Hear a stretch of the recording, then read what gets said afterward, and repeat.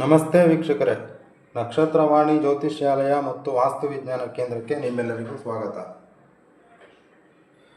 ವೀಕ್ಷಕರೇ, ಇವತ್ತಿನ ವಿಷಯ ಏನೆಂದರೆ ಜಾತಕದಲ್ಲಿ ಯೋಗಗಳಿದ್ದರೂ ಫಲಿಸುವುದಿಲ್ಲ ಏಕೆ? ನೋಡಿ ವೀಕ್ಷಕರೇ, ಕೆಲವರ ಜಾತಕದಲ್ಲಿ ತುಂಬ ಅದೃಷ್ಟಕರ ಯೋಗಗಳು ಇರುತ್ತವೆ. ಫಾರ್ ಎಕ್ಸಾಂಪಲ್ಲು ಗಜಕೇಸರಿ ಯೋಗ, ಶಶಿಮಂಗಳ ಯೋಗ, ಬುಧಾದಿತ್ಯ ಯೋಗ, ಲಕ್ಷ್ಮೀನಾರಾಯಣ ಯೋಗ, ಈ ಥರ ಹಲವಾರು ಯೋಗಗಳು ಇರುತ್ತದೆ. ಆದರೆ ಆ ಯೋಗಗಳು ಇದ್ದಾಗ ಅದು ಫಲಿಸುವುದಿಲ್ಲ. ಸುಮಾರು ಜನ ಹೇಳ್ತಾ ಇರ್ತಾರೆ, ನೋಡಿ ಗುರುಜಿ ನಮಗೆ ಅಷ್ಟು ಯೋಗ ಇದೆ, ಇಷ್ಟು ಯೋಗ ಇದೆ ಅಂತ ಹೇಳ್ತಾರೆ. ಬಟ್ ಅದು ಫಲಿಸಲ್ಲ ಅಲ್ವಾ? ಯಾಕೆ ಫಲಿಸಲ್ಲ ಅಂತಂದರೆ, ಯಾವುದೇ ಒಂದು ಯೋಗಗಳು ಫಲಿಸಬೇಕು ಅಂತ ಅಂದಾಗ ಮುಖ್ಯವಾಗಿ ಎರಡು ವಿಷಯಗಳು ಜಾತಕದಲ್ಲಿ ನಡೆದಿರಬೇಕು. ಆವಾಗ ಆ ಯೋಗಗಳು ಫಲಿಸುತ್ತವೆ.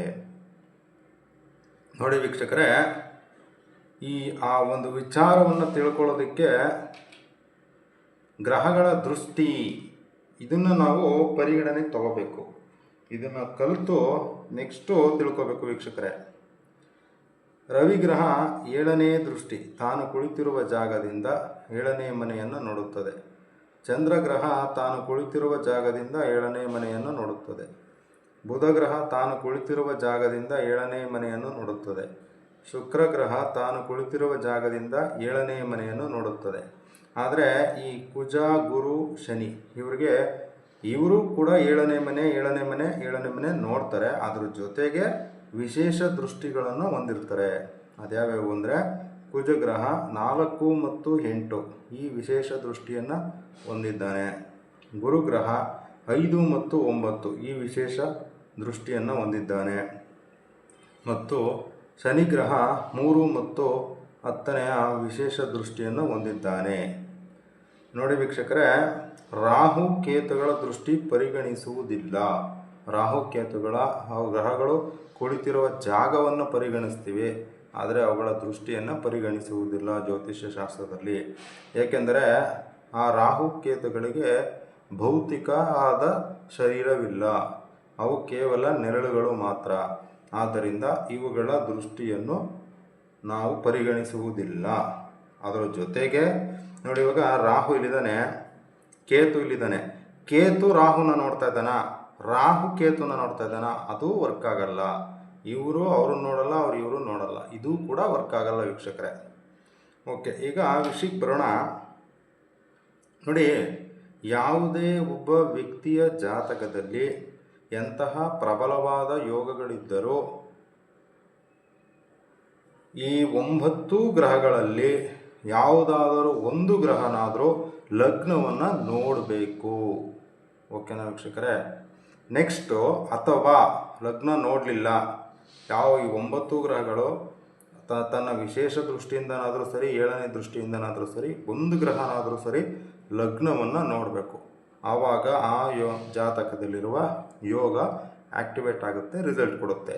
ಅಥವಾ 2ನೇ ಆಪ್ಷನ್ನು, ಚಂದ್ರನಾದರೂ ನೋಡಬೇಕು. 9 ಗ್ರಹಗಳು ಅವುಗಳ ದೃಷ್ಟಿಯಿಂದ ಯಾವುದಾದ್ರೂ ಒಂದು ಗ್ರಹ ನೋಡಿದ್ರು ಪರವಾಗಿಲ್ಲ, ಅಥವಾ ಜಾಸ್ತಿ ಗ್ರಹ ನೋಡಿದ್ರೆ ಇನ್ನೂ ಒಳ್ಳೆಯದು, ಅಥವಾ ಚಂದ್ರನಾದರೂ ನೋಡಬೇಕು ವೀಕ್ಷಕರೇ. ಆವಾಗ ಆ ಒಂದು ಯೋಗಗಳು ಫಲಿಸುತ್ತದೆ.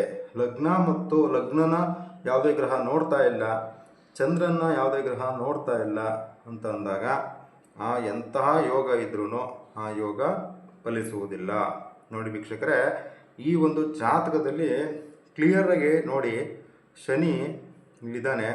ಶನಿಯ ದೃಷ್ಟಿ 1, 2, 3 ಲಗ್ನದ ಮೇಲೆ ಬೀಳ್ತಾ ಇಲ್ಲ. 4, 5, 6, 7, 8, 9, 10. ಓಕೆನಾ? ನೆಕ್ಸ್ಟು ಗುರುವಿನ ದೃಷ್ಟಿ 1, 2, 3, 4, 5ನೇ ಮನೆಗೆ ಬೀಳ್ತಾ ಇದೆ. 6ನೇ ಮನೆ ದೃಷ್ಟಿ ಇಲ್ಲ, ಮತ್ತು 7ನೇ ದೃಷ್ಟಿನೂ ಇಲ್ಲ. ಶನಿ ಗುರು ಹೋದ್ರ, ಚಂದ್ರ 7ನೇ ದೃಷ್ಟಿ ಇಲ್ಲಿದೆ. ಚಂದ್ರ ಲಗ್ನ ನೋಡಿದ್ರೂ ಪರವಾಗಿಲ್ಲ, ಅದು ಒಳ್ಳೆಯದೇ. ಏಕೆಂದರೆ 9 ಗ್ರಹಗಳಲ್ಲಿ ಚಂದ್ರನ ಒಂದು ಗ್ರಹ ಅಲ್ವಾ, ಚಂದ್ರ ಲಗ್ನ ನೋಡಿದ್ರು ಅದು ಅವಾಗ ಪರಿಗಣನೆ ಮಾಡಬೇಕು ನಾವು. ನೆಕ್ಸ್ಟು ಮಂಗಳ ತನ್ನ 7ನೇ ದೃಷ್ಟಿ ಇಲ್ಲಿ ಬಿದ್ದಿದೆ ಮತ್ತು 8ನೇ ದೃಷ್ಟಿ ಇಲ್ಲಿ ಬಿದ್ದಿದೆ. ಸೊ ಮಂಗಳನು ನೋಡ್ತಾ ಇಲ್ಲ. ರವಿ, ಬುಧ, ಶುಕ್ರ ಈ 3 ಗ್ರಹಗಳಿಗೆ ಒಂದೇ ಒಂದು ದೃಷ್ಟಿ ಇದೆ, 7ನೇ ಮನೆ ದೃಷ್ಟಿ. ಇವರೆಲ್ಲ ಏನು ಮಾಡ್ತಾರೆ, ಆಪೋಸಿಟ್ ಮನೆಗಳನ್ನು ನೋಡ್ತಾರೆ. ರಾಹುಕೇತುಗಳಿಗೆ ದೃಷ್ಟಿ ಇಲ್ಲ. ನೋಡಿ, ಲಗ್ನವನ್ನು ಕೂಡ ಯಾವ ಗ್ರಹನೂ ನೋಡ್ತಾ ಇಲ್ಲ. ಚಂದ್ರನೂ ಅಷ್ಟೇ, ಯಾವ ಗ್ರಹದ ದೃಷ್ಟಿಯು ಚಂದ್ರನ ಮೇಲೂ ಬಿದ್ದಿಲ್ಲ. ಇಂತಹ ಜಾತಕದವರಿಗೆ ಎಂತಹ ಅದ್ಭುತ ಯೋಗ ಇದ್ರೂ ಅದು ಫಲಿಸುವುದಿಲ್ಲ ವೀಕ್ಷಕರೇ. ನಿಮ್ಮ ಜಾತಕವನ್ನು ನೋಡ್ಕೊಳ್ಳಿ. ನಿಮ್ಗೆ ಯಾಕೆ ಒಂದು ಅದೃಷ್ಟ ಯೋಗ ಇದ್ರೂ ಫಲಿಸ್ತಾ ಇಲ್ಲ ಅನ್ನೋದಕ್ಕೆ ನಿಜವಾದ ಕಾರಣ ಇದೇ ವೀಕ್ಷಕರೇ. ಈ ವಿಡಿಯೋ ಇಷ್ಟ ಆಗಿದರೆ ಲೈಕ್ ಮಾಡಿ, ನಿಮ್ಮ ಅನಿಸಿಕೆ ಅಭಿಪ್ರಾಯಗಳನ್ನು ಕಮೆಂಟ್ ಮಾಡಿ. ನೀವಿನ್ನೂ ನಮ್ಮ ಚಾನಲ್ಗೆ ಸಬ್ಸ್ಕ್ರೈಬ್ ಆಗದಿದ್ದರೆ ಈಗಲೇ ಸಬ್ಸ್ಕ್ರೈಬ್ ಆಗಿ. ಧನ್ಯವಾದಗಳು ವೀಕ್ಷಕರೇ.